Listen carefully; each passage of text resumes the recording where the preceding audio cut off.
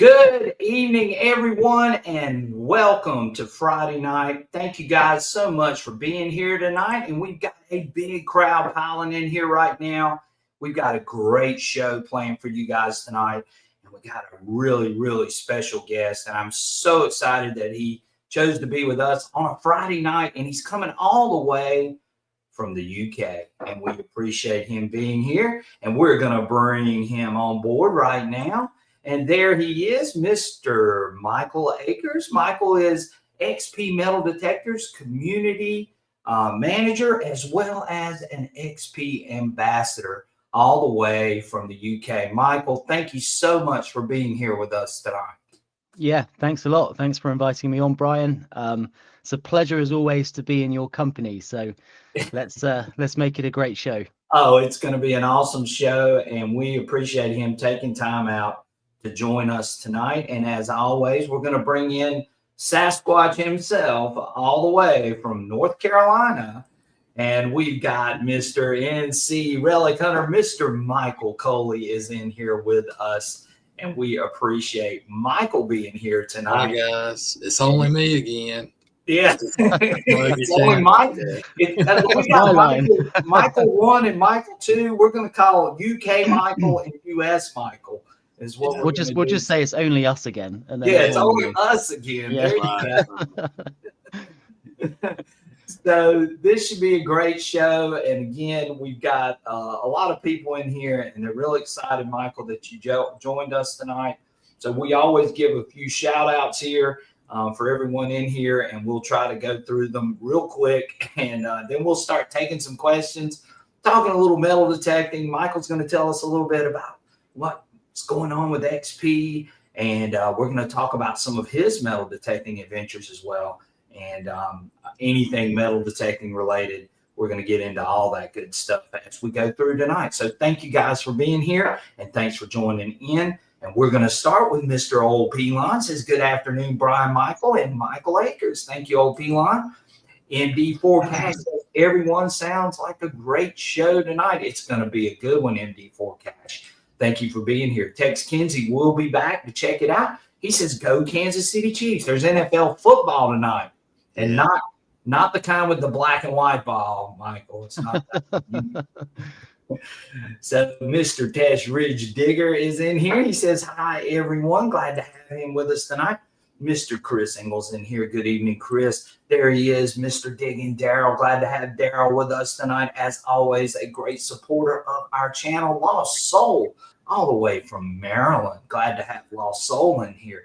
We've got Dirt Devil Detecting. He says, hello, everyone. Great supporter of the channel as well. Mr. Surfside Dan, my main man. Surfside Dan, glad to have Dan with us tonight. Digging Dudes in the house all the way from New York. Glad to have Digging Dude in the house. Let's see. We got Mr. Ricky Bennett says, good evening, everyone. Happy Friday night. Thank you, Ricky. We appreciate you being here as always. We got Miss Maggie Hall. She's here tonight, Detecting Adventures, and she says, greetings all. Trevor Van Horn's in here. Glad to have Trevor. Appreciate him. Always here with us. Mr. Sniff It Out is in here. He says, hey, guys from Southwestern Pennsylvania checking in. Appreciate that. Sniff It Out. We got Mr. Joe Dirt, top of the evening. Glad to have you here, Joe Dirt. We appreciate you, buddy, for joining with us tonight. We got Mr. Detect Meister all the way from Ireland. Yeah, we pull them from all over the place, Michael. UK, Michael. Good country, Ireland. Good country. Yes. Mr. Ferris Grump. He's got that Ohio State emblem on there, loud and proud, but we're not Ohio. We're Gamecock fans. We're South Carolina all the way. It's college football, Michael. UK, Michael. But that Ferris Grump in here. It's going to get confusing. Joining in. We got, there's Ricky Bennett. We've already said. We got 5 Mile Relic Hunter. Glad to have 5 Mile in here. And look who's in here with us tonight. Another fellow UK citizen. We've got Detecting with Jessie in the house. Glad to have Jessie with us as always, and we appreciated her being on our show not too long ago. We got Mr. Buzzsaws in here. He says hello from East Texas. He said he finally got the new coil, and we're going to talk about that new coil maybe Michael might be able to shed a little bit of light for us on some of that coming up real soon too. Trying to make sure I do not miss anybody. Old Timer 50 is in the house. Glad to have Old Timer. He said, just a good old boy here. And that's all we are, good old boys. Even the UK people are good old boys, right, Michael? I'm a young boy, but yeah, we're all good old boys. Yes, that's it. Detective 925's in the house. Glad to have Detective 925. Prospector's Cash is in here. Glad to have Prospector's Cash. Hope he's doing well after the floods in Texas. And glad to have Prospector's Cash with us. LMS Metal Detecting is here. Go check out our buddy, Mr. Mike Heil, LMS Metal Detecting. His information is scrolling across the bottom. He can get you hooked up with anything metal detecting related. Super knowledgeable, service after the sale. Go check him out if you're looking for anything, and Mike can get you up and running. So appreciate Mike being with us tonight as well. Mr. Johnny Rum is in here. Glad to have Johnny Rum with us. Edward G's in the house. And I'm making sure I don't miss anybody. Metal Detecting Texas. Mr. Matt's in here with us. Glad to have him. Let's see. Treasure Earth is in here. Glad to have Treasure Earth with us tonight. Gary Hulls is in the house, all the way from Oregon. Glad to have Gary. Appreciate you joining in. Mr. Tim Silver is here. Glad to have Tim in the house. Johnny Rum is in the house. He says, hit that like button. Yes, we would appreciate that. Hit that like button. Hit the hype button. That's the button that we want to get hit. Yeah. Michael, do you know about the hype button? Certainly do. Yeah. Yes. What a great addition. What a great addition. It's an awesome addition for sure. Mr. Gene Gilstrap is in here. Glad to have Gene. And I think that is it. I think we said Buzzsaw, but Buzzsaw says, hey, Chris. And we're glad to have each and every one of you in here tonight. Thank y'all so much for joining in and participating in our show tonight. So, Michael, we're going to set the stage for you, but tell us a little bit. What's going on with XP right now? And is there any information that you would like to share out of the gate regarding XP and what's going on with them to start the show? Yeah, so we've just sort of come off of the back of a really successful launch of the HF2 coil, which I'm sure you've all seen in action. I know that you absolutely love using it as well, Brian. So I absolutely love using it. It's opened up so many sites for me and possibilities to go detecting and stuff like that. So it's been a really successful product for us. And we were really excited about the launch, and it's probably been one of our biggest and most successful launches. It's an impressive thing, and we're really grateful for all of the wonderful feedback that we've had about the product as well. And we've seen lots of really interesting content produced online about people going out and using it, like yourself, Brian. You've gone out to certain sites and found things that maybe you would never have found without using the HF2 coil. And that's the idea of the technology. We always want to push the boundaries of what's possible in metal detection, and the ethos of XP is to be the forward thinking, advancement in technology. And I truly believe that we're there. It's very exciting times, very exciting. Yeah. Right. And Michael, one of the questions that I get quite often is, should I update even if I don't have the HF2 coil? What would be your words of wisdom as far as that goes, as far as the update? What would you tell the people that are sort of hesitant as far as updating? And should they or should they stay with what they're on?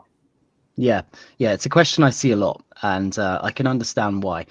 I'm just going to come straight out of the bat here and just say, yes, download 3.10. Everyone thinks that it's all to do with HF2, and although a part of it, of course, is, and it probably didn't help that we released it at the same time as HF2, but we had to release new firmware because of the higher frequencies that the coil needed in order to run. But we also added all of the advancements in there as well, and all the things that we'd been working on in the background to try and make things better for everyday detecting. And I would probably say 30 to 40% of 3.10 firmware is around the HF2 coil. The rest of it is all small bug improvements, fixes, smoothing out of the programs, making things nicer and easier to detect with. And one thing I would say is that if you don't have a HF2 coil, then you're probably not going to see any difference to having a HF2 coil but running the version 3.10. The only difference is when you pair your HF2 coil, you of course then have access to higher frequencies, using multi and mono. But all of the other features that we've built into it, including stability around EMI and those sorts of things, are all included with the black coils as well. So don't be scared. Go out and use it. And I'm not going to sit here and say that it isn't different. It is different. That it's just slightly different to 2.0. But it's better. And unfortunately, when new things are around, you've got to get used to it. You've got to put the hours in and go out and get to that point you were with a previous firmware version. But I am a firm believer in, if you always do what you've always done, you'll always get what you've always got. Exactly. You always get the same results, if you keep doing the same thing. And one thing that, that I think a lot of people feel like is that, like you just said, they don't really want to learn something new. And I think that's part of the hesitation, is that it just becomes, hey, if I do this, I'm going to lose all my old programs. I'm not going to be able to do some of the things that I was doing with 1.10 or 2.0. And so I think that's where some of the hesitation comes in. But I mean, I've run the 9-inch coil with the FMF coil with the with this update, and I'm telling you, I mean, it's fabulous. Something happens, doesn't it? It opens up the ground. And one thing that Michael, US Michael, and I have come to realize is that we really see a big improvement in the audio. And I think the audio clarity is just so much better on version 3 than it ever was on 1.10 or 2.0. And that's one of the things that I've noticed right out of the gate, is that audio clarity. The other thing is I love being able to adjust that silencer down into the negative numbers. I think that definitely adds an unmasking capability that you did not have before with 1.10 or with 2.0. And Michael and I have seen the benefits of that. And then hanging in the iron for sure. Right. And I just think that, that people that are hesitant about it, they just need to bite the bullet, update it. You're gonna love it. It might take a little bit of learning, but you're gonna love it when you do update it, and you're gonna find out that you're probably going to notice a big uptick maybe in some of those sites that you've already hunted before. Now that you're able to run that negative silencer on the 9-inch or even the 11-inch, you run it on either one of those coils, and I think you're going to find it's going to unmask some things that you missed with version 2.0 and with 1.10. Yeah, something magical happens. I can't explain it. I'm not part of the development team or anything like that, but I am at an advantage where I do get to test it before it comes available to the public, and have a bit of a say into what maybe does work and what doesn't work and things like that. And I was just instantly impressed with it, even with the early beta versions that came out. I remember actually sending some feedback in very early on, just going, wow, I don't know what you've done, but don't change it, because I just had the best day I've ever had. Right. And I only went out to test it, but I just started finding stuff that I didn't even think was really possible to find. Well, hey, that guy over there, he went out the first time with the HF2 coil running in the beta version, And he went out and found a beautiful silver coin that on a site that we had walked a gazillion times. Yes, sure. Yeah. Did. Yeah. And it was the prettiest coin. I mean, it was just perfect. And it's a coin that we rarely see here in South Carolina. And that impressed me right there. I was running the 9-inch coil, but I didn't miss a beat with the things that he was finding versus what I was finding in some cases too, you know. But I really believe the HF2 coil, when you stick it into these really trashy sites, now you've got a little bit of an advantage, not only in the shape of the way that coil is designed, but just being able to get and wiggle between some of those pieces of iron and those types of things.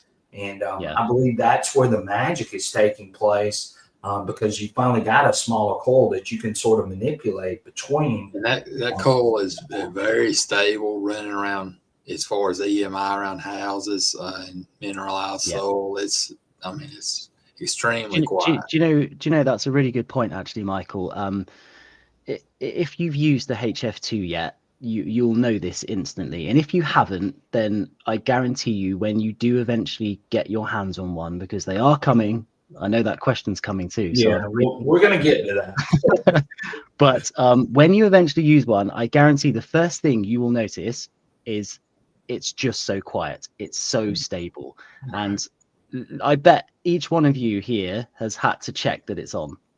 Because you're just like, what? Hang on, it's not making any noise at all. And then you just check over something metal and you go, oh yeah, it's definitely on. And you know that when you go over something that's good, it just instantly makes a nice sound, and you know that it's good. So it's the performance, the stability is truly one of the best. I think one of the best. Oh, it definitely is. And again, they've seen me, most of the audience on here. If you go watch any of my videos, I mean, I basically ran the HF2 coil most of the summer. I ran it from May all the way through till now. And just to show you a little bit of its capability, I'm going to show a quick video clip of something I just found, and something that I did not know what it was. And some of you may have seen this video clip, but some of you may not have. So I do want to share this, and I think it'll sort of show a little bit. Of course, it's a bigger piece, but it is a really cool piece. And I found it with the HF2, and it was laying in just the spot that you would have never thought that it would have been in. And that's what made it so special to me. But anyway, I'm going to share this clip real quick with everyone, and then we'll be right back with you. So check out this clip. This is from one of our more recent hunts from a couple of weeks ago. And I do want to share this. Let's see if you guys know what this piece is. It's a Watts at the beginning. It was screaming in at a 95, and it's something old, but I'm not real sure what it is. It's got two holes up here, right along the top, and I'm just not sure what this is. If anybody knows, then let me know. If you recognize it, it's definitely period, and I just can't believe it was laying right in the middle of the road, which is crazy. But yeah, so really cool find, and we'll see if we can get some ID on this thing. It's got a little, it's like it has a hole in the top of it. I don't know if it's for a musical instrument. I don't know. Just an odd piece, very odd piece. I've been digging some odd stuff off of this spot. So anyway, okay, I just thought I'd share that with you. If anybody's got a clue, let me know. All right, catch you guys soon. Stop recording. So, Michael, do you know what that piece was? It looks like one of those little toy cannons to me, but I don't think it is. Yeah, I would have thought something like that too. Michael, U.S. Michael knows what it is, and it ended up being, and it's something tied to you, UK Michael. It is a ramrod piece for a Brown Bess musket from the late 1700s. Wow, that's cool. That's really cool. And I had to investigate like crazy to figure out what it was. And it was U.S. Michael that looked it up while I was out in the field and sent it back to me. And he says, "Hey, you got a ramrod piece, and it was dug right in the middle of the road where all the tractors and all the trucks and all the cars have driven over it for and wagons, I guess, for the last 200 something years. And here it is laying in the middle of the road." And how deep was it, Brian? It was probably, I'd say it was probably about 8 to 10 inches. It was in that range. So it was quite deep. It was fairly deep, but that just blew me away. And I just wasn't expecting anything like that. And I was right in saying I've done some really odd things on that day. I dug a candlestick holder, which was just really odd. And I dug a round brass piece, which I still don't know what that is, and I've got to figure that one out too. But it was just really weird, That's one of the things I absolutely love about metal detecting, and I truly believe it is the best hobby in the world. And the reason I believe this is because not only do you get to go out and find these things, and it's a buzz finding these things, right? Because you're like, wow, I either know what it is straight away, or I have no idea what this is. And sometimes the ones where you have no idea what they are the best ones, because you've got another buzz coming when you figure out exactly what it is and you experience and you research it and you discover what that thing was actually used for. And it sounds like you guys had that experience with we definitely did. And Michael, I called Michael up on the phone because Michael wasn't with me, and I said, "Look, I've got this piece. I'm gonna send you a picture of it. See if you can find something online that tells me what this piece is, because I really feel like it's definitely something old, but I couldn't make out what it was." And I thought it was a hinge at first for something because it had those two things on the top of it. The two loops, yeah, those two loops, and then that's what it turned out to be. And I was just like, oh my gosh, that's just really cool. But I've had finds like that happen before. I was hunting another spot, and I dug this thing that looked like wire cutters. And there was a guy that I was hunting with that basically said, "Oh, you need to throw those things away. That's nothing but a pair of old wire cutters." And I almost threw it away, but luckily I stuck it in my pouch. And then about 3 weeks later, I got to thinking about it. And I said, that sure looked old. It didn't look like it was wire cutters. And it turned out to be a bullet mold. I didn't open it up, but finally I opened it up and I could see where the bullets went in. Yeah. And it was a very small caliber pistol was what it was for. And it was probably used during the American Civil War. And cool. And so I was blown away by that. Do you find that when you've been metal detecting for some time, you sort of almost have this sixth sense about something which you don't actually know what it is, but something inside of you for some reason is telling you that you need to keep this because it could be something really good? It's a really strange thing, isn't it? Like I remember once. Luckily I didn't throw that away. I mean, a lot of people probably would have thrown away that piece, but that's a piece of history. And it's a huge piece of history. And I'm going like, and I knew that it had to be something. Of course, the site that I was on, I've already dug USA Revolutionary War buttons off of that site. So when we were fighting you guys, so I knew that it had to be something because it was made of solid lead or brass. Well, it's brass, I'm assuming. And so I knew that it had to be something. Because I'd never seen a piece like that. But Michael said that he had seen a piece like that. And that's what really sort of got us going. Go ahead. That's happened twice to you. You remember what was the piece that went in the end of the musket? Was it Tapion? Yeah, the Tapion. So again, another UK rifle that was used during the Civil War in the South. And the Tapion was the piece that screwed into the end of the barrel to keep water from running down the barrel. Well, the one that I found, one of the poor soldiers apparently didn't take it out and either fired the gun or rammed down his ramrod too far down into it and bent it. I think you've just solved how we lost that war, because our soldiers A, didn't take that out, and B, left Well, everything. no, these were used by our soldiers. Our okay. soldiers didn't take it out. And they either actually rammed the ramrod down into it and bent it, or they tried to fire it and it bent the end because it had a piece of cork wrapped around the end of it. So it was an 1853 Enfield rifle. And when I dug it, I said, I think this is a lantern piece.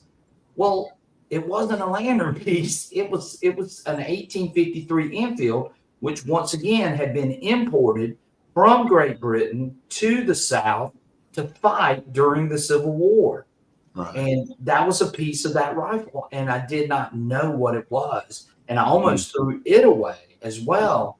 But I saved it. But just like you said, I had that sixth sense, knowing not to throw it away. Yeah. Saved it, and it turned out to be a great piece of history. It's just, that's something that should be a tip of the week. Don't throw away your trash, Michael. There we go. Right? That's what DCM Detects has just put as well. It's like, never throw your trash out until yes, you've that's a great. It's right. it. Yeah, never throw that trash out. Right.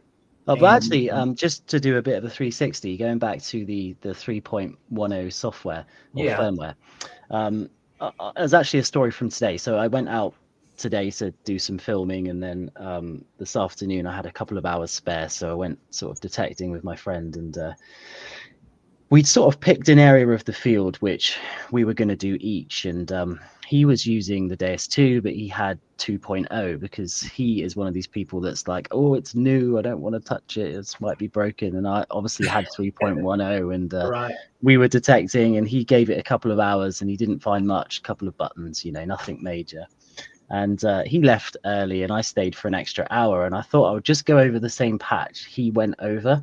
And I was pretty much doing exactly the same spot, walking up and down the same line, and I was just finding like tiny little buckles, really decorative buckles, the intricate bits that go in the middle of buckles. I had a jeton which was like from the 1500s. Yeah, I love those jetons. I know Jesse, who's on here, we talked about the jetons and how we would love to dig one of those. And a couple of my buddies that have been to the UK, that's one of the things that they wanted to find as well. But the point I was getting at is that I almost wanted to message him and go, that was 2.0. I'm using 3.10, and I went over the same patch as you with the same detector. The only difference is you were using the previous firmware, but I didn't. I held back. Well, the funny thing is, and I know Mike's on here right now from LMS Metal Detector. He's been hunting with me a couple of times when I've been running the HF2 coil and been running the new version of the software. And he's seen me dig some amazing things. I dug a War of 1812 where, again, we were fighting you guys, and it was a naval button. I mean, why is the War of 1812 naval button laying on this site? And it was a site that we had walked over a gazillion times. I mean, we've been hunting that site for almost 2 years. How in the heck did we miss a War of 1812 button? And it was a big, almost a quarter size button, and it was hit in that iron. And once again, 3.10 is doing some amazing things in my eyes from the sites that I've hunted and gone through a gazillion times. And now all of a sudden I'm finding these types of things. So it's, to me, it's just doing some amazing things. Fierce Grump says, a hidden guilty pleasure is digging great finds right behind where someone has just hunted. That's right. You just never know. Prospector's Cash says, you are correct. That HF2 and 3.10 are finding small things that FMF coals miss with 2.0. Yeah, I mean, I agree 100%. LMS says Brian won't let me use that HF2 coil. he knows. He's seen me pull some amazing, and Michael's seen it too. Michael's seen me pull some just bucket lister finds with that HF2 coil on sites that we have hunted before. And that really got me excited. When 3.08, I think, was the one that I sort of started seeing some real big differences for that beta version. And then when 3.10 came out, it was just game on. I just started just digging crazy things. And it's been really, really nice. And yeah, Mike's right. He's laughing about it. And US Michael has done some crazy things with it too. And I think that's really what lit us up to that. It's really surprised me, because I know we've hunted these spots to death, and to go back and find great finds, bucket lister finds. It amazes me. I mean, it really did. Right, and it just does. But we're just lucky in a lot of ways. But I really believe that coil is doing something very special, and I really believe that the 3.10 software is doing something really special too. And I've seen it. I know it. Michael has seen me do it. Mike Kyle on here, LMS Metal Detecting, has seen me do it over and over and over again, going back into sites that we've all walked, using different machines, running different programs, and then we go back into this site with this HF2 coil, and all of a sudden, bucket listers are coming out of these sites, and it's just amazing to me. It's important to mention as well that to have that advancement, that new way of going out metal detecting, where you can go back to sites with just a new firmware and open them up to find all of these things. You don't have to use the HF2 coil. You can use the black FMF coils with the new firmware, and you'll still get a very similar result. But it's free. It's completely free. All you have to do is just go onto your computer, plug your remote in, your headphones in, and click a couple of buttons, and you have access to all of this technological advancement. And it's really important to hit that home to people, and if you don't like it for any reason, you can download the old version, and it's again completely free to do, and it takes a couple of minutes. And it's worth doing. It really is. Well, I have no problem running either one of these. I could run the HF2 coil, or I could run the 9-inch coil. Do I feel like I'm at a disadvantage if I'm running the 9-inch coil? No, none whatsoever. This has been my baby since the day S2 was released, and this has become my baby in heavy trash, and I love it. I mean, and again, if anybody's hesitant about it, then I can tell you right now, you're not going to miss much with this one over this one. This one has an advantage in the EMI and the real trashy areas and the really small targets. Those are going to be where you get that advantage that you might not get with HF2, but they're both excellent coils. And I will also say this, remember, I've been saying this all along, this is an accessory coil. So this is just one more tool for the toolbox, to have that HF2 coil. You can add that and you get into a real trashy situation or high EMI area, or an area that's really tight and you can't really swing that 9-inch or that 11-inch coil or even the 13-inch coil. If you can't swing any of those, then you can definitely pull out that HF2 and you can get into some of those really tight spaces as well. So I know we've talked a lot about that, but real quick, Michael, I know because this is the question of the day. And which Michael?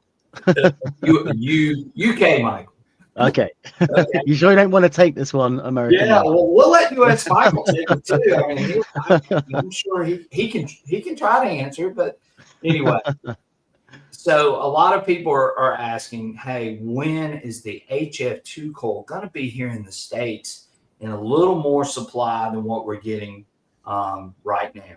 Well, we've already saw, Daryl said he got his today, and someone else said they got. So they're and Mike Hall is on here from LMS Metal Detecting, and he got his shipment this week. He only got a couple of coils, but they're slowly starting to trickle in.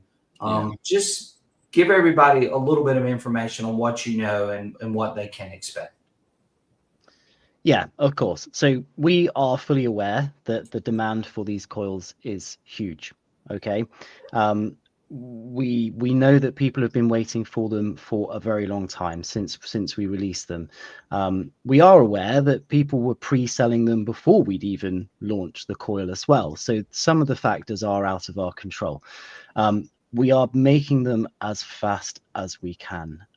We want everybody to have one. We are not going to sit and be like, well, no, let's not make enough of them. It's never going to happen. Trust me. We have got the factory going. The smoke is pouring out the chimney, and we are trying to make them. Okay. And I know that it's a very long wait, and it's worth it. It will be worth it in the end. They are coming. As you know, there's a bit of a disagreement around tariffs with the USA at the moment, and that has been a big blocker for us. Okay. Sure. We aren't gonna lie, it's been a difficult situation, but things are resolving and we're trying to get it done. And as you know, and you just said, they are coming to the USA as well. Right. But you've got to look at it like this, and I just think that, imagine you start your own business and you create something that everybody wants. The only way you're going to know how many of them you need to make is by looking at a previous sale. Okay. Right. Now, let's say that the new product you've got is really hot and people really, really want this. Right. The demand is really high. I can promise you that. We know. Trust me, we know. Now you've got a problem because you've estimated that you need so many of these units, but now you need 3 or 4 times as that. And we are working so hard to make sure everybody has one. Please bear with it. We aren't on here telling you things about this product which aren't true. I will put my hand on my heart and say everything I say about the HF2 coil is true. It's what I believe, and I wouldn't say anything else. But sure. So it is worth the wait. Trust me. If you've got a deposit down, keep it down, because if you take it, someone else is probably going to buy it. It's that good a product. And it will be coming, and we really appreciate your patience and we appreciate your passion in what we do. It means a lot. Right. And I think all the people that have watched my videos and watched Michael and I going out and watched your videos, and by the way, too, go check out Only Me Again's metal detecting channel over in the UK. I mean, he does a fantastic job. He's sort of like, he's very similar to me in that he's very passionate about the history portion of it as well. And he loves describing and telling you a lot about the artifact and the relic, which is something that I greatly appreciate a lot. As you guys know, I'm a history teacher at heart, and I do that for a living. So again, my UK Michael does a fantastic job. US Michael also does a fantastic job. But go check out his channel. I know he would greatly appreciate it. If you haven't, then I think you're going to really enjoy it. He does great cinematography on his channel as well. There's some beautiful footage of the UK landscape and so on. I think you will enjoy it, and Michael does a great job. And go check him out as well. But yeah, I think that XP is doing a fantastic job and doing everything they can to make sure that we all have the product that we love and the products that we want. Demand is extremely high for this coil. And I've even told UK Michael a couple of times, I sort of hate showing this because I know that they can't get their hands on it. But I do feel like that as we go through these next couple of months, I think we're going to see more and more of these coils getting in. And again, like he just said, you're not going to be disappointed. Y'all seen what I've been doing with this coil. Y'all seen what US Michael has been doing with this coil. And if you go watch UK Michael, you're going to see what he's been doing with this coil as well. And it's a very impressive piece of equipment to add to your arsenal. It just does a fantastic job, especially in those really trashy sites, whether it's loaded with iron, whether it's loaded with modern trash, it can really do a great job. If you have high EMI, it's going to do a fantastic job of dealing with the high EMI. If you're in tight spaces, it's going to do wonderful. If you're looking for small objects, it's going to do fantastic, especially when you can run it up to 89. And guess what? You can even go all the way up to, what was 120. It? Yeah, 120 kilohertz and a single frequency. That's just unheard of. Yeah. And, it does. It's important to just mention as well, sorry, that this is not a normal coil. You know, no, this is not a manufacturer just making another coil in a different size for you to purchase. The one key thing you have to remember about this coil is it is a world first. No one else has done it. No other company has this. That's the no one else can do it. No. And that takes some engineering. It takes a lot of marketing to make sure the product's released correctly, and a lot of work. There's a lot of fingers in the pies here to make sure that this product works properly, because you know that part of those fingers for a while too, trying to get everything. You were too. Yeah. And it's been great. I love dealing with you guys because I mean, I know that everything that it was done for a reason. It was done to improve it, to make it better for the consumer. Those were all the things that were done through all these beta updates, even though I know some of you were going like, I hate all these beta updates, but those beta updates were so important to get this coil exactly the way we wanted it.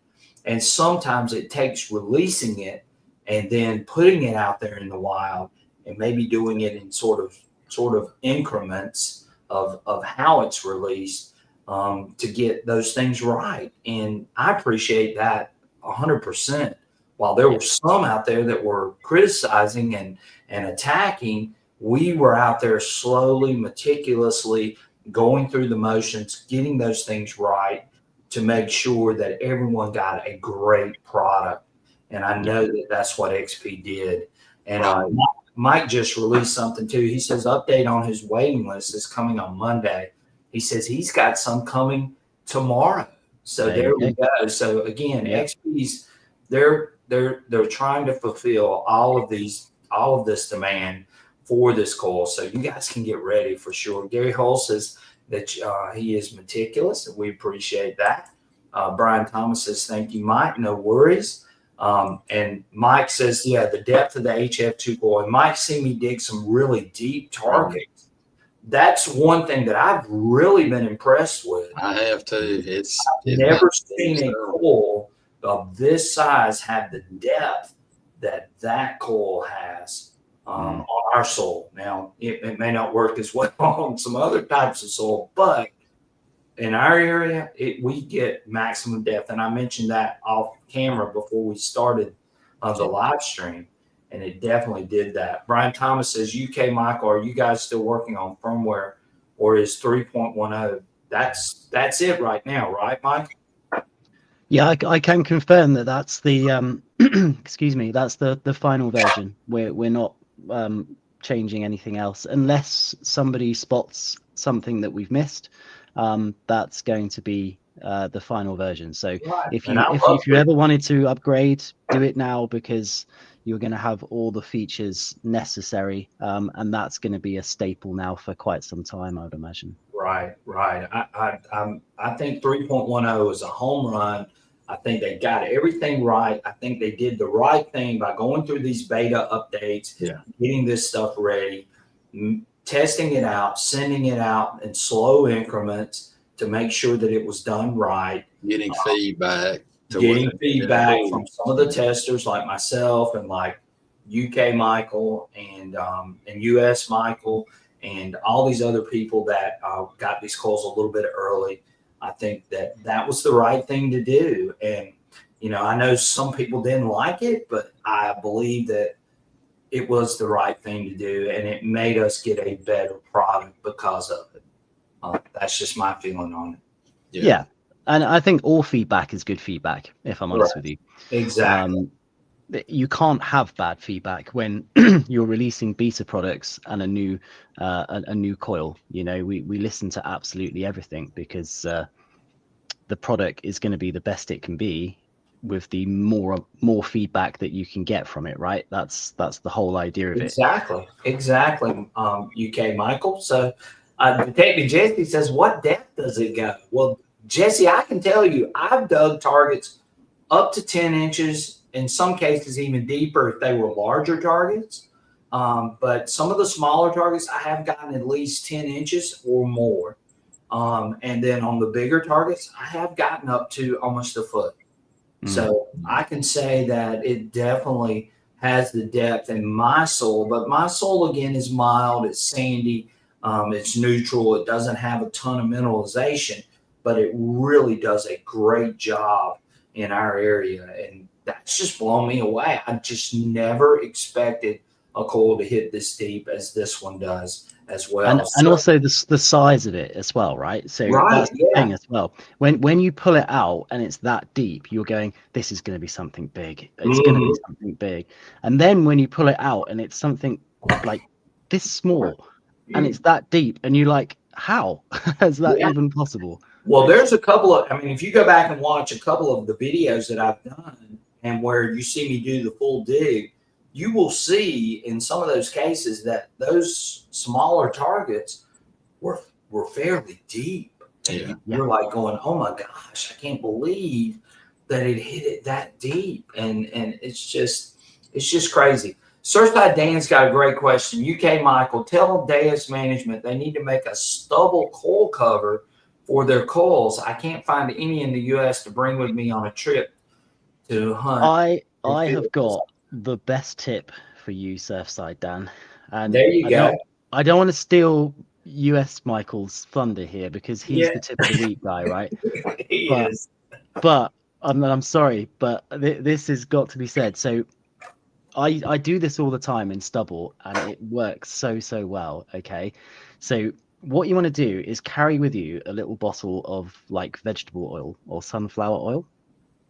And what you do is when you go into the stubble field, you get a little brush and you dip it in the pot and you brush it around the outside of the coil cover, not the coil, just the coil cover. Just the cover. All right. And you watch that coil glide through that stubble like it's not even there. And you might have to reapply it every sort of half an hour, 40 minutes, but it is like, it's brilliant. It's such a good thing to do. And that's an awesome idea. Yeah, honestly, it's try it. You'll absolutely love it. And it does no damage to the product because it's a vegetable extract, so it's not like a engine oil or a barber oil or anything like that. It's just a natural product that's super lubricant that you can just smear on it, and guess what? It washes off afterwards really easily as well. But yeah, give it a go, Surfside Dan. I'm pretty sure you're gonna be pleased. Well, there's a detecting tip of the week from UK Michael. We're going to put up US Michaels in just a minute too. That is an awesome tip. Can we both have our own theme tunes? Yeah, we gotta have a theme. We gotta have a jingle that goes along with it. So Austin Bradley says, will the XP Deus 2 ever get a bigger screen? The only reason I went to Mine Lab was because of the screen. And we've had this conversation quite a few times. And the screen on the Mine Lab Manicore is a beautiful, I'll be the first to admit it is a nice screen. But I think where the Deus 2 beats the Mine Lab Manicore or some of the other machines is just that the audio is far more superior on the Deus 2 versus the Manicore. But you never know. And I will never say never, because who knows what XP is working on, because they're always innovating. And that's the never say never about this company as well. And, you just never know what they're going to do. What are your thoughts on that, UK Mike? Never say never. Anything's possible. You've got to remember that we're XP metal detectors, so we always try to be the biggest and best we can Right. possibly be. So, yeah. Never say never. UK, Never say never. here's one from Brian Thomas, and he, of course, he's got, he knows where my heart is with that South Carolina symbol. But UK, Michael, are you guys working on a bigger HF2? Could a coil, like say a 9 or 11-inch coil? And I don't think he can reveal that, but again, I can reveal that. He just said, never say never. There's no plans at the moment to release a different size coil. It's purely going to be the 6x9 elliptical, because to be honest, I don't think you need a different shape. I mean, for all the conversations we've had this evening about depth, soil penetration, target size. I feel like we started off the show talking about how the 9 and the HF2 coil are very, very similar in a lot of ways. Yeah. The only advantage of the other one is because you can get into tighter spaces. You can avoid some EMI. And so do you really need a 9 HF2 coil? Do you really need an 11 HF2 coil? Is that going to give you that much more advantage? And I don't know that it would. I mean, But as far as the coverage area, you're still getting the 9-inch coverage area on your swing, Right. Yeah, that's so true. Treasure Rich says great advice. He says cheers for the tip. Detective Jesse says great tip from UK Michael. Thanks for the tip, UK Mike. And you've all got to say that to US Michael's tip later as well. Just make me feel better, because US Michael has got some good tips too. Absolutely, we love sharing that tip. Prospector Cash says a few people reported water issues on the HF2 coil. Have you used it in the water, and do you have any tips for if you do put it in the water? What are some things that they can do to protect it and to make sure that it's going to be safe? Yeah, so with every HF2 coil that's shipped now, it will come with a small packet of lubricant silicone gel. Right. Okay. The idea of this is that it's to not waterproof your machine. It's already waterproof, but we need to make sure that the connections are sealed from sea salty water. Okay. Right. It will come with really clear instructions on how to apply the silicone grease to each of the pins of the connector when you're putting it on. If anybody's owned the bone conductor, the BH01 headphones before, they'll know how to do this, because we've been doing it for a while with those headphones, knowing that you go diving, then you need to obviously, any diver, I mean, I'm not a big diver. I've been in a few rivers, but never submerged to a few meters. But I've spoken to quite a few, and they all do this religiously with any of their gear, because unfortunately seawater is very abrasive, and so they know they have to protect all of their equipment if they want it to last a long time. So it's not specific to our brand, it's specific to everything that's water related, that if it's not fresh water, it's unfortunately going to reduce the longevity of your products, and that could be your spade, your trowel, maybe even the gear that you're wearing. It's just over time it will happen. But yeah, you'll get the small lubricant, you just pop it on the pins, nice and simple, follow the instructions, click it on where the battery is, slide the battery down into the stem, and you're good to go. It's simple, so it should make sure that you're not getting any problems with the connector or the power clip or anything like that. But we've had very few reported, so I'm confident that we've got it 100%. Okay, great, and that's awesome to know. And I think Philippe even mentioned that when before the HF2 was released, that they were going to have sort of like that silicone gel in there to protect some of those connections, the brass connections. Of course, brass doesn't do well in salt water, and we know that. It'll turn green in a lot of cases. So again, that's a great. Just to point out that it's not actually a brass connection. It's essentially like a it's not copper either.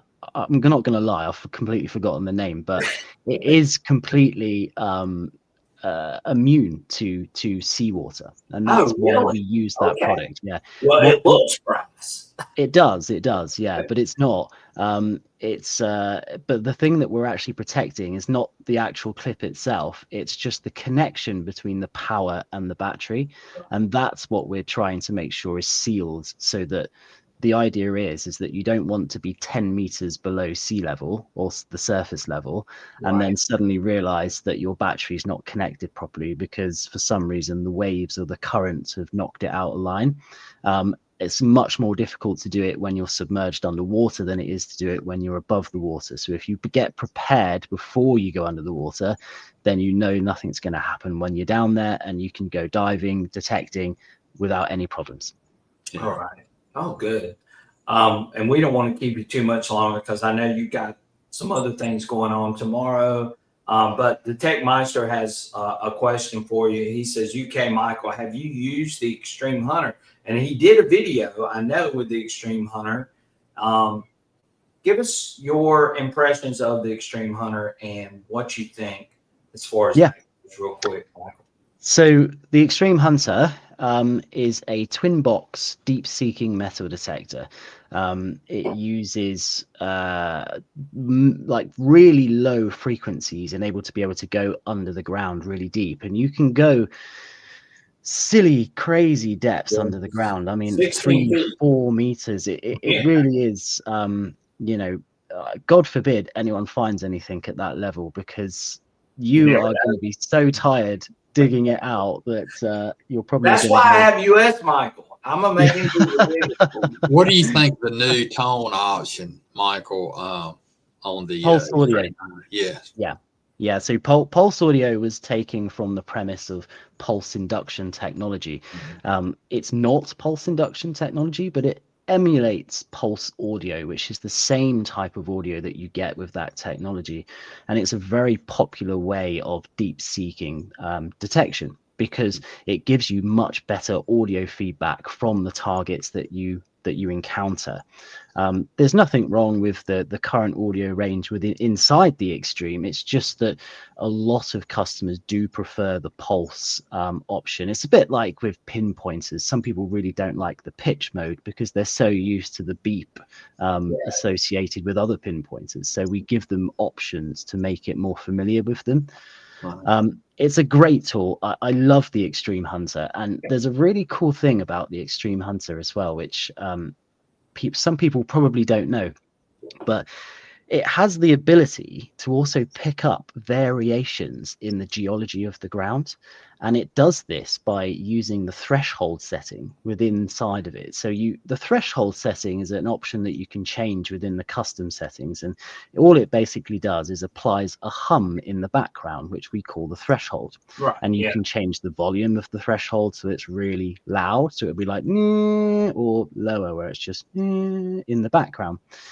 And if you listen carefully to that threshold, walking over certain areas of the ground, you can actually detect where it changes. Like areas of intense burning will sound different on that threshold, areas of occupation and things like that. So you're using audio now to actually help you work out the history of the landscape and what's happened there, just by walking along with the Extreme Hunter. So not only is it a deep seeking metal detector, which is able to find large buried masses, meters below the ground, but if you use it correctly and you get used to it, it can also turn into some sort of borderline geophysics machine via audio. It's a really clever thing.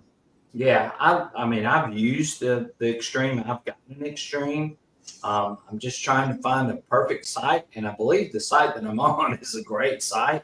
But we also have access to a GPR, and we're going to use it in sort of coordination with the Extreme to sort of help us sort of pinpoint some of those things as well. So Tim Silver's got a great question. UK Michael, what's the oldest coin you have found, and what's the oldest relic you have found? Well, the coin's easy. I'd probably say the coin is a Republican Roman denarius, which is it's a silver coin. 2,500 years ago, the denarius, Wow. it was the equivalent of our modern dollar or pound. It was what the Roman soldier was paid, one of those for every single day he was conscripted into the Roman army. And it was the currency to be used. And a Republican one was actually from a time before Christ, so it's BC, and it was before the time when there was emperors and Caesars, and Rome was run by a senate, by a republic, and so it doesn't depict a Roman emperor. It depicts famous battles and those sorts of things as well. So they're really, really cool coins, and they've got a lot of history to them. But in terms of the oldest relic, I'd probably say that's a Bronze Age axe head for me. And if you guys don't know about Bronze Age axe heads, you have to think about a time when metal was first introduced to humanity, how they could utilize this new material to forage goods, hunt for animals, and all of those sorts of things. This is the very early stages of man working with metal, and we're talking 3,000 years ago, working out that this metal was so strong and so hard and better than any of the flint tools that they'd ever used, that they managed to fashion them into these little axe heads, which would then go into sticks and logs and things, and they would use them to chop down the trees and clear forests and create farmland. So yeah, that's probably my oldest one. Long description. Those are just crazy for me to think about. And of course, if you guys don't know this, and Michael did a great job of explaining it, the Roman Republic was before the Roman Empire, and Augustus sort of starts the Roman Empire. And of course, for you guys that go to Christian churches, should know that Augustus was the one that tried to find Jesus and kill him. That's why they were killing all the babies. So everything before Augustus is considered the Roman Republic. Everything starting with Augustus is considered the Roman Empire. And those are just, I don't know, I'd just go crazy over in Europe because I love history. And you guys know that too. What's really interesting about those coins in Britain is that Britain was invaded in about 240 AD.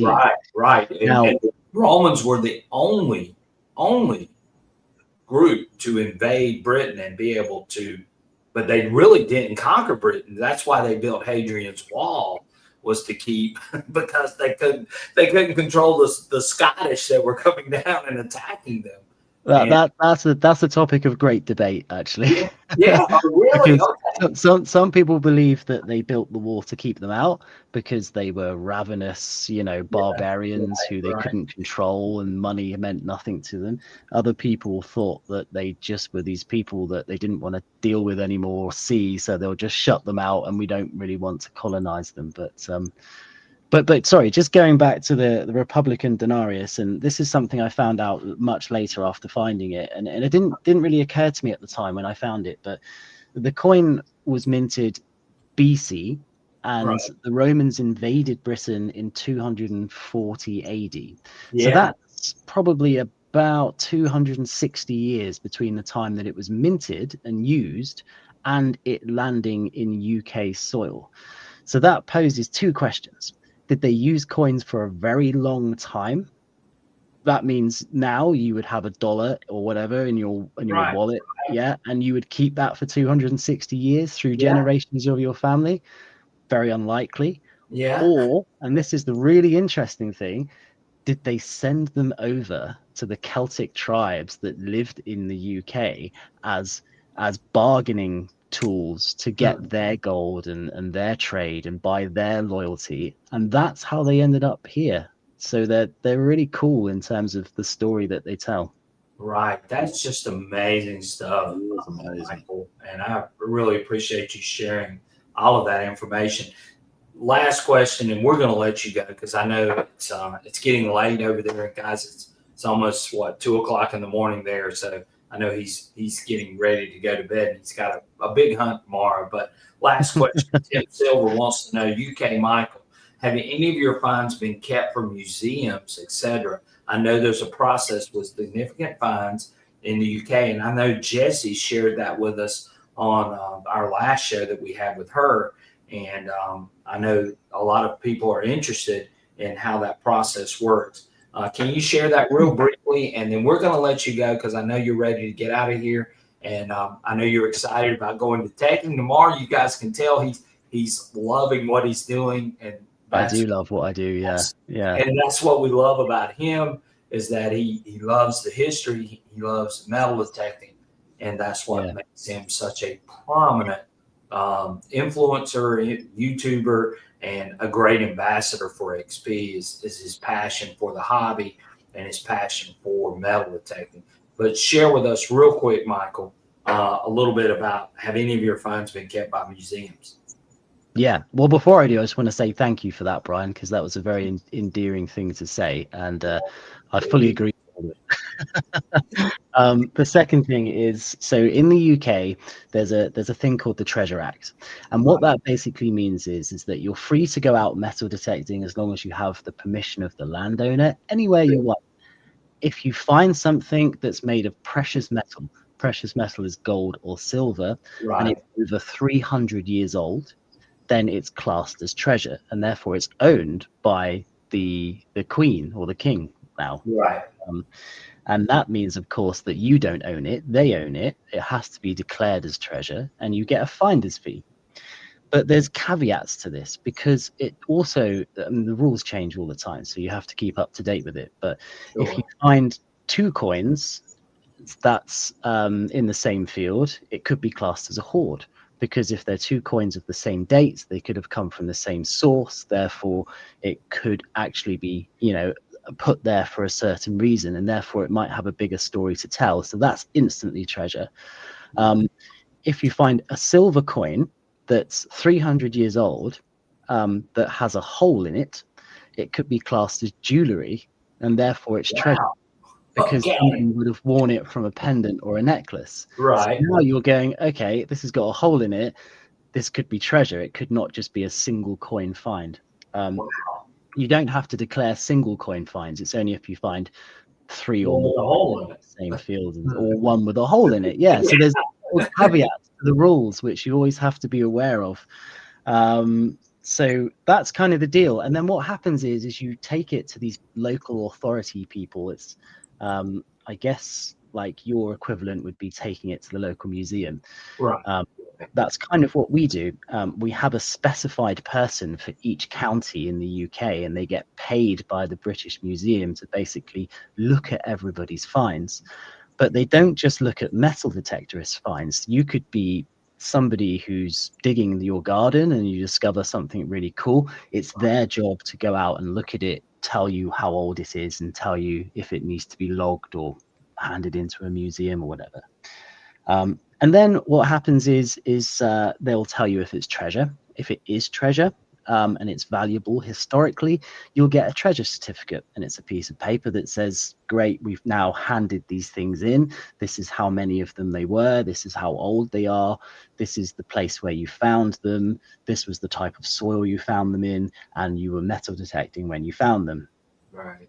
Depending what you found, it can take several years to go through to committee, and that's basically where you kind of go to like a court, and you sit there, and the judge listens to the finds person, and he tells them about the find, and the guy kind of goes, yes, this is treasure, and I believe it's treasure, and he signs a bit of paper. And then it goes off for like another 6 months to a year, whilst it gets valued by an independent committee, and they basically tell you how much they think it's worth. And then once they've got that value, the museum has a chance to purchase it first, or then it goes out to local museums if they want to purchase it. And then you get what's called a finder's fee. Now, usually it's the fee is split between the finder and the landowner. So whatever negotiation you've got, usually it's 50-50. So do you have to negotiate that before you hunt somebody's property? You don't have to. There's no law to, but you would be pretty stupid not to, because Yeah, at the definitely. end of the day, whether you found it or not, that find belongs to the person that owns the land. Right. So it's so important to negotiate that. And if you don't do it, of course, then the landowner at any stage could go, well, there's no agreement in place. I'm going to take this and I'll have all of the money.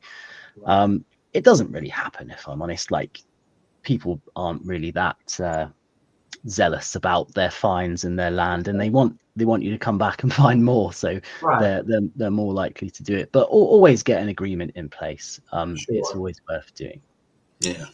Right. Well, that's very interesting.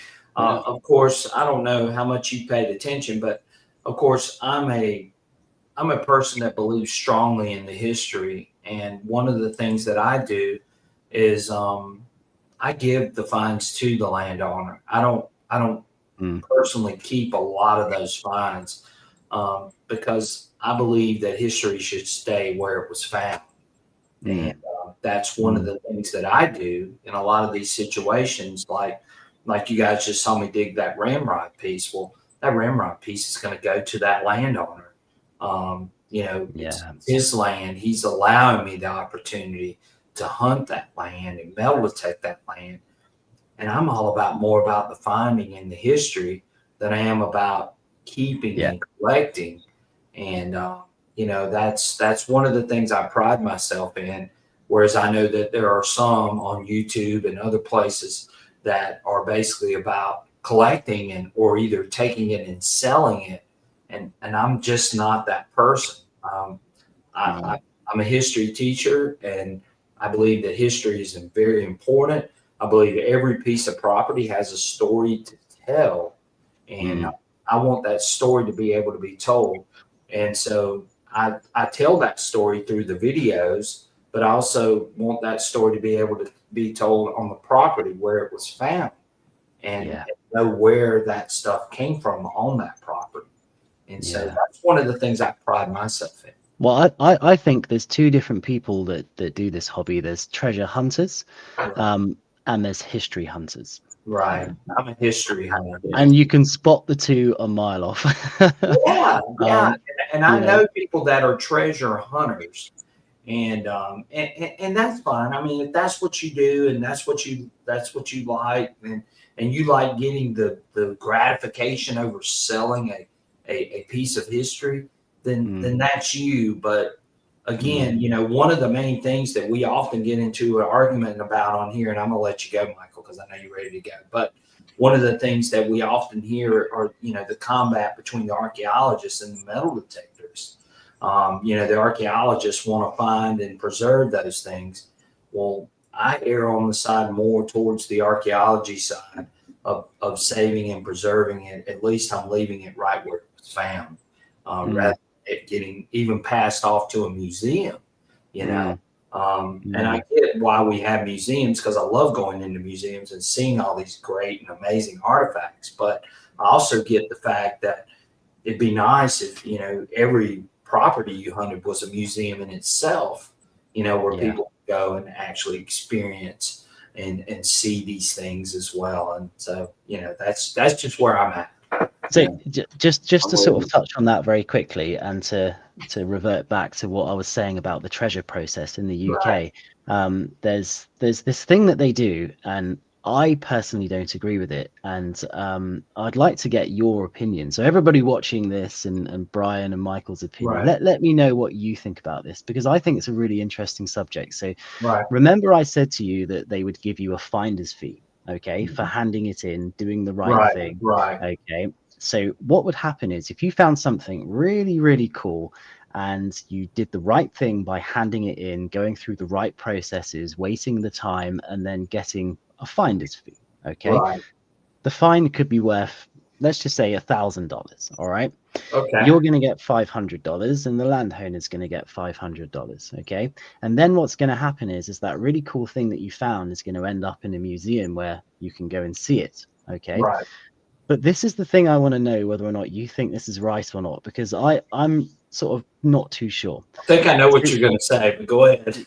Okay, so this is what they do in the UK. They give you the chance to waive the finder's fee. Okay, and in return, that item then gets donated to the museum with a little card next to it with With your your name and Right. when you found it. But if you take the finder's fee, They you're won't. not associated with that find anymore. And for me personally, I That's think that garbage. is the most disinjustice that you could ever get, because you've done the right thing, right? Right. And they're not giving you what it's worth. They're giving you a finder's fee. Okay, and you've accepted that, and for doing that, you are now, this is mine, this is not yours, you'll have no association with it because we've given you cash. Right. Crazy. Yeah. Right. Yeah. I'm not a big fan of that either. Let everyone watching, let me know what you think about that, because Yeah, I'll well, be I interested can to get honestly your say I think everybody on here would say yeah. your name should be looked at that if you Right. found it. You know, And no one does it for the money. I don't do it for the No. money, but how do they know the landowner doesn't want the money? You know, you have to think the two different sides Right. to that story, and you know, and not digging everyone's in news a is position. exactly right. I agree. You should get fee and recognition. Yeah, I for agree. finding. That's what I think I too. agree with that. I agree with that 100%. Yeah. Yeah, that is too bad that you do not get accredited after the fee. That's just not right. So a lot of people are siding with all of us, which we all agree. Buzzsaw says, I have a problem with archaeologists. Well, I got a little problem with the way they go about doing things too, but that's another story for another day. You should get recognition regardless. And a lot of people feel the same way, Michael. Well, Michael, I don't want to keep you any longer. You stayed well past probably what you wanted to stay, but I've had a ball. It's been good. oh yeah, but look, we appreciate you so much. I've enjoyed working with Michael. He's a great guy, super knowledgeable, does a fantastic job for XP, and what a wonderful ambassador that they've chosen in Michael to share this information with us. And he's just a wealth of knowledge, and I love when we get together. I love our chats that are not on here, but when we talk on the phone, it's always great. Yeah. And it's just basically what we've just done here, but for many that's basically what it is. It's just having fun and enjoying the hobby, enjoying metal detecting, and so on. But we're not going to keep. Michael and I are going to stay on a few more minutes longer. And again, you've got to get Michael's tip of the week. Don't forget, guys. Yeah, we're gonna share that, and we're going to do that. We're going to do that right now. UK Michael, if you want to skip out at this point, you're more than welcome to. I know you've got a long day tomorrow, and we don't want to hold you up because it's very late in the UK. By the way. I appreciate it. We enjoyed it, Michael. Yeah, we so appreciate you. Yeah. Thanks for sharing everything tonight. It was a great time. I know our audience appreciated you, and I know a lot of them are going to go over and check out your channel. If you love history, if you love XP metal detectors, if you love learning about all sorts of things, Michael is a great channel to go check out. Only Me Metal Detecting. Go check him out. You're going to love his channel. He does a fantastic job. Cinematography is just unbelievable. And he's just a great representative for XP. And they couldn't have chosen a better person than Mr. Michael Eakers. Thank you. Appreciate it Brian. so much. Buddy. Thank you, Michael. Yeah, that's really all right, kind. buddy. Well, you take care, and we're going to let you go. And Michael and I are going to carry on for a few more minutes, and cool. Then we're going to skip out. Find us something good tomorrow, Michael. Yes, find us something good and share it with us. Don't forget to send me a picture of that coin that you found too. I want to see it. I will send you a picture. Yeah, and if anyone wants to know what I find tomorrow, Only Me Again Metal Detecting on YouTube, and you will see it firsthand. So yes, definitely. Shameless plug. Yeah, there we go, dude. Plug away. We love it. Thanks very much, guys. It's been a blast. And thanks for all your great questions. Have a good night, Michael. Thank you, you, Michael. soon, guys. We appreciate you, buddy. Have a good one. All right. So now it's just us. Yeah, like us. It's only us again. So we're going to share Michael's tip of the week. Let's do that right now. And we're going to add him in on this. So here we go. Wait a minute. Got to get this thing right. This week.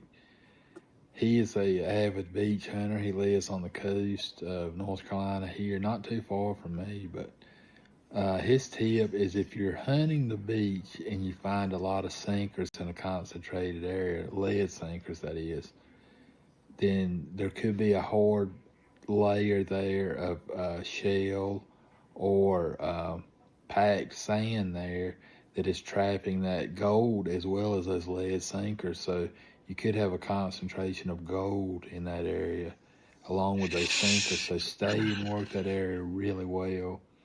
Same goes for, relic hunting. If we find a good relic, I like to work that area very well, to cover it, because you never know, especially Civil War hunting. I found a lot of bullets in a concentrated area as well. I don't know if they just dropped them, from camping in that area, or sometimes, they may have emptied their cartridge box out there. But just work an area if you go to finding relics right there and kind of hang tight right there in that area before you move off and go in a different direction. Same way with this beach hunting that Ferris Gump. Well, thanks for the tip, Ferris Grump, and we'll see you tonight, guys.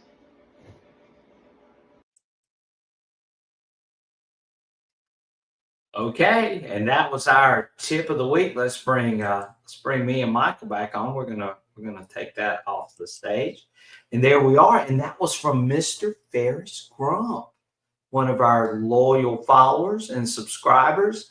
And he's part of the membership group as well, and we appreciate Ferris Grump. And again, if you missed part of that, again, Michael was talking about how when you find something, you definitely want to make sure that you explore that whole area, because you never know. There could be a horde of things.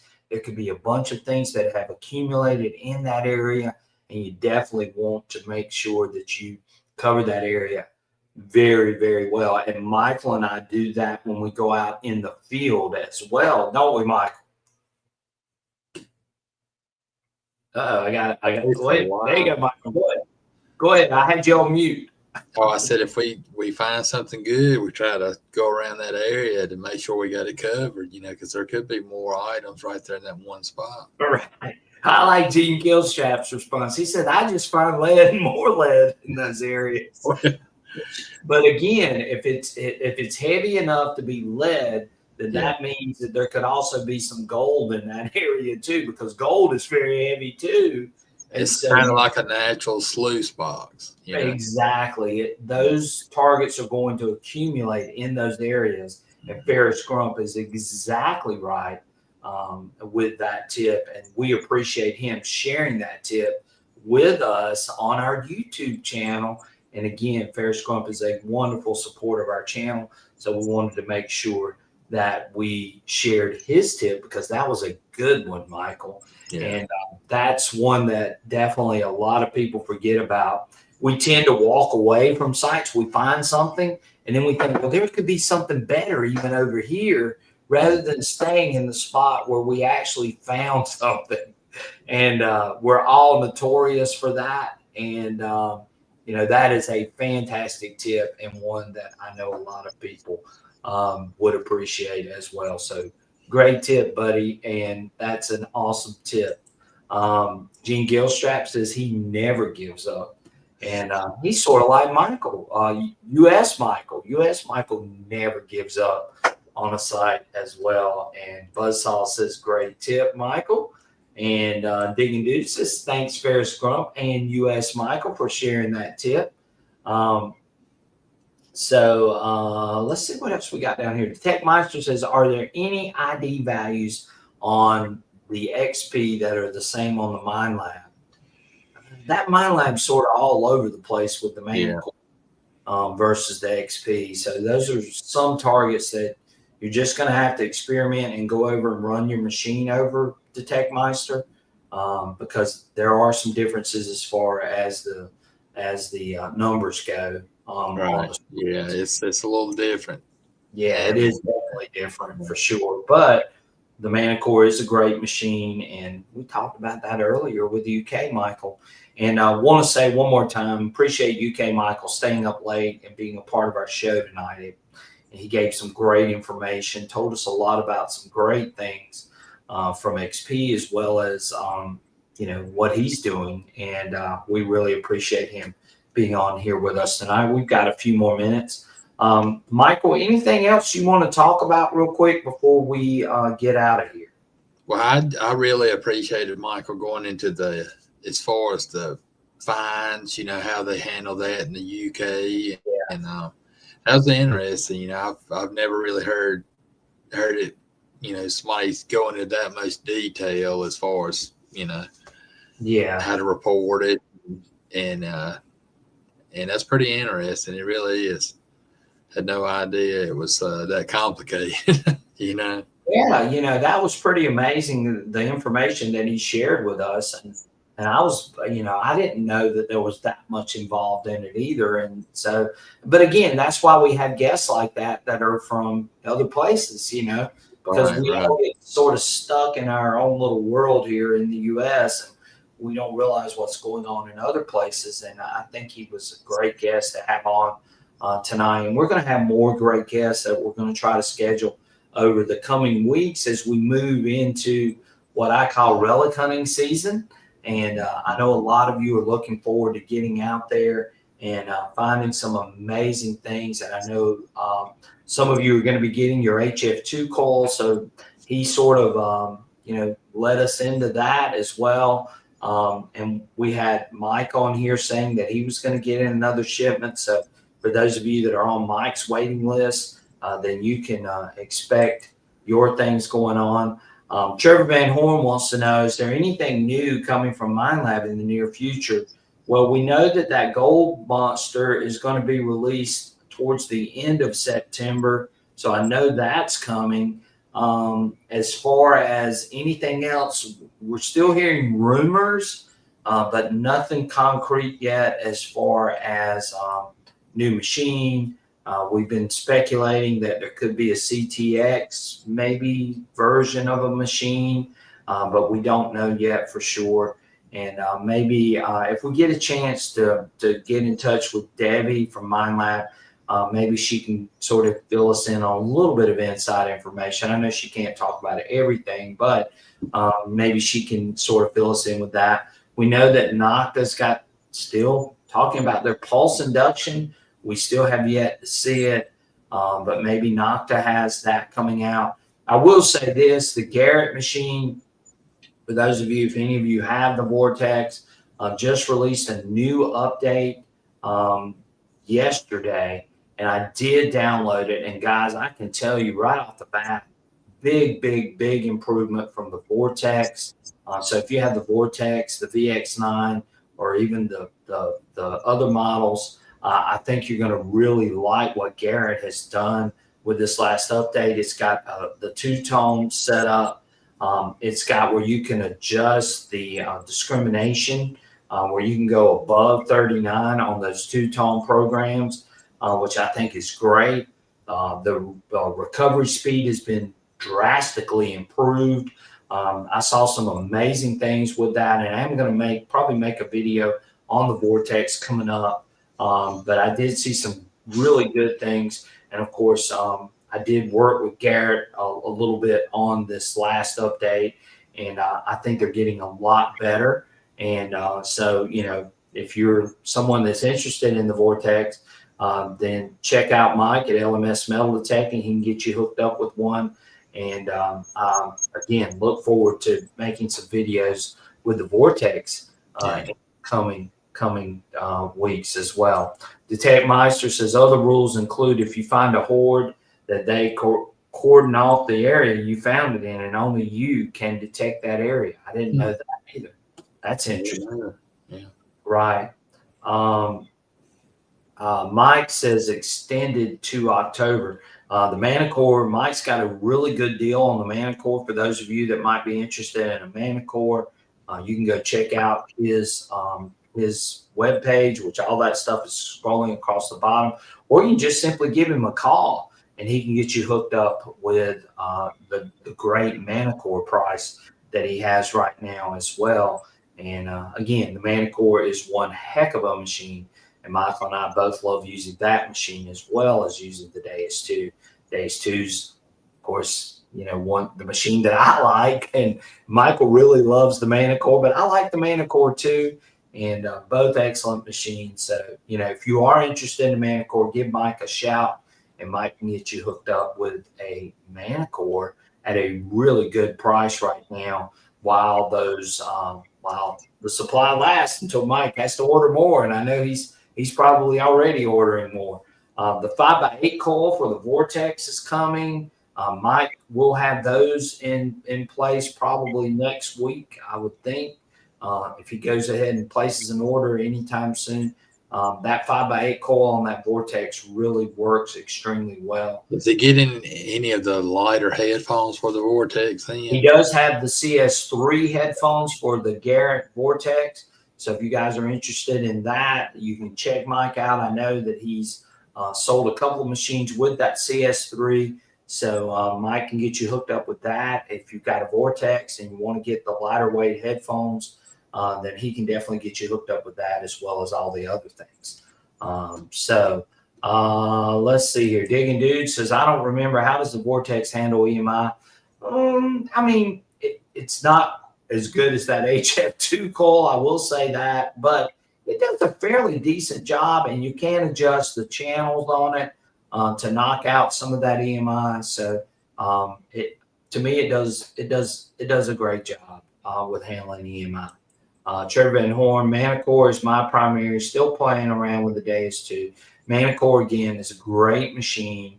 And again, I love both of those machines. I think if you got those two machines, you pretty much got everything and anything you could possibly want at this point, because they're the Mercedes of metal detectors right now. Detector Meister says, I got the power bank for the Manicore. Says it's awesome. Very good. LMS Metal Detector says Gold Monster 2000 extended to October release. They said the end of September. Mike's telling us it's going to be October. So if you're looking for that machine, then that will probably be coming in 1st of October from LMS. So if you are interested in that pulse induction, which is sort of a hybrid between multi-frequency and pulse. Yeah, multi-frequency and pulse, then you can definitely check Mike out with the Gold Monster. So he's telling us October. And again, Trevor Van Horn says, I also have the Manicore power bank. And one thing that we can say about the Manicore power bank or the Manicore is that if you run it and you run it with some of those programs that are really intensive as far as power, then you might want to get one of those power banks to help you, because that machine will die on you. Surfside Dan, who was on here earlier, he can definitely tell you the same thing, that you'll run out of power if you use it, and it's using a lot of power for some of those certain programs, especially the ones that are the higher conductor programs. All right, Michael, anything else you want to add? I think that's about covered. I had a good time tonight talking to Michael. It was really interesting. Enjoyed it. Yeah. Trevor Van Horn says that the power bank also helps balance the Manicore.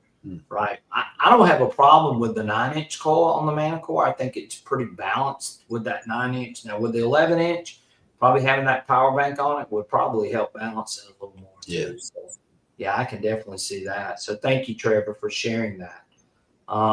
Okay, Michael. Well, I think we're going to get out of here. We're going to have some more guests coming up in the near future, which I think you guys are going to be. Yeah, he says the 11 and the 15. But we're going to have some more guests coming up in the near future. We got some more great content coming, so definitely check out our channel. Hit the hype button on our live stream. If that shows up and you have access to it, hit that hype button. It's usually right beside the download button, I think, and another one, but you'll see that below. And, click on that. That'll definitely help promote our channel, promote this video, as well as all of our others.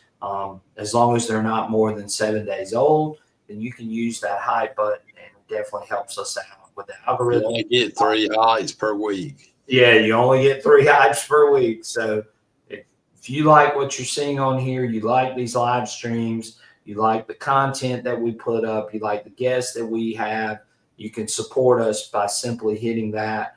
It's free to do. You get 3 of them. So that would be a great way. If you're not a member, then that's a great way to support our channel. And it's all free. If you do want to become a member, you can at $4.99 and $9.99. We had some special things for our members. The last couple of weeks, we put up a video before it went out to everyone else. We have our special live stream for our members only. And Ferris Grump was one of the winners of that. We only had like 8 people, right, Michael? It was a very small number that showed up. It was about 8 people. And he won a beautiful knife from XP. He won a hat. He won a shirt. So, he won some great things just because he was a member. So, again, if you want to join the membership, it is on there. But we're still going to be here for free on Friday nights and sharing content and information with you guys as well. So, again, we appreciate each and every one of you. Thank y'all for joining tonight. We do have some more great content coming, as well as some more very special guests coming in the near future. So stay tuned for that. Thank y'all so much for being here, and we appreciate y'all taking the time on your busy Friday nights to join with us and letting us be a part of your night on a Friday. So again, we appreciate it. All right, Michael. Well, I'm ready to go. How about you, buddy? Anything? Yeah, I'm ready. Everybody have a good night, and if you can get out this weekend, be careful and have a good time and find some good relics or jewelry, whatever you're hunting for this weekend. Right. And LMS said next weekend we're going to do a giveaway from LMS Metal Detecting, which is going to be an XP 240 backpack. Cool. So if you've stayed around this long, you definitely want to come back next Friday night. Maybe we can drag Mike in for a little talk as well. But we're going to have a 240 backpack next week from LMS Metal Detecting. So definitely go and check him out. And I know he would appreciate it. And again, we're going to do that next Friday night for the live stream. So you want to make sure you're tuned in. Got a great chance at a great price. And we will do that as well. And we appreciate you guys. And you guys are awesome. And I hope you guys have a fantastic weekend. And we appreciate each and every one of you. And it's been a great weekend. It's been a great start to the weekend. Yeah. Go Gamecocks, Michael. Yeah, go Gamecocks. Go Gamecocks. And even though Ferris Grump has, because he's Ferris Grump, and we'll let him slide with the Ohio State. So we hope his team wins too. How about that, Michael? He says, have a great weekend and go Bucks. Trevor Van Horn says, go Bucks too. So we got a lot of Buckeye fans on here. But, hey, I can say this to these guys. South Carolina has never lost to Ohio State, Michael. That's a good trivia question. Yeah. So I know those guys didn't want to hear that for sure. Guys, I appreciate y'all. Thank y'all so much. Y'all have a wonderful weekend, and we're out of here. Take care. We will see you guys on our next adventure. Have a great one. All right. Have a great